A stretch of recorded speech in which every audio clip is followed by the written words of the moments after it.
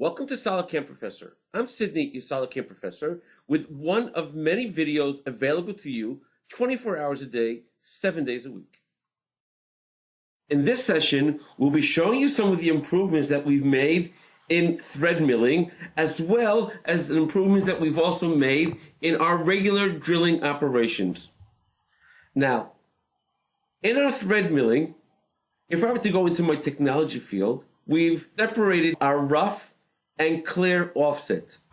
Previously, when you did a rough cut on your thread milling, it would automatically open up the clear offset as well. Now when you open up the rough, the clear offset stays closed. You do not have to use clear offset.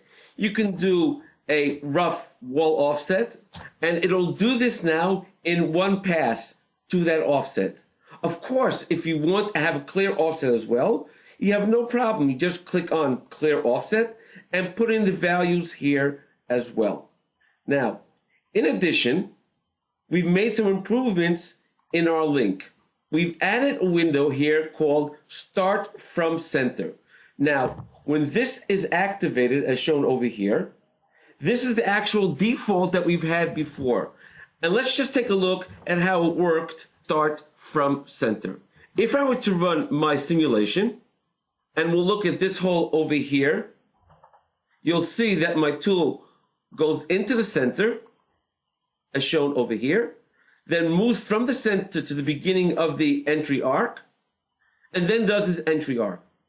When we finish, it does the exact same thing. Goes around, goes out with the arc, and then goes back to the center. Now, if this hole over here was a large hole, what would happen is that this travel time over here would take some time, and that would be inefficient as far as doing the thread mill. So what we've done now is as follows.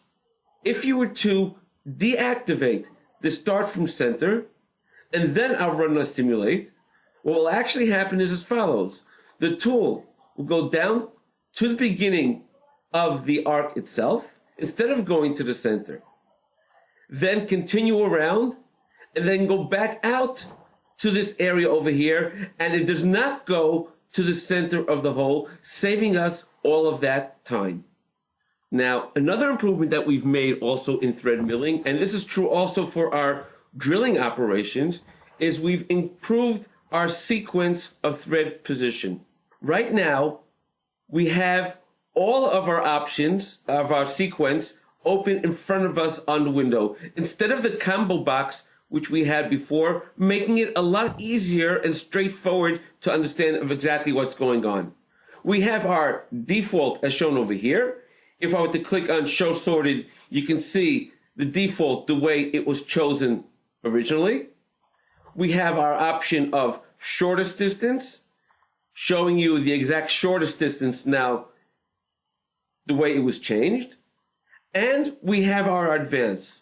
Now in advance, we have these options over here that we've had before, but now they're graphically a lot easier to understand.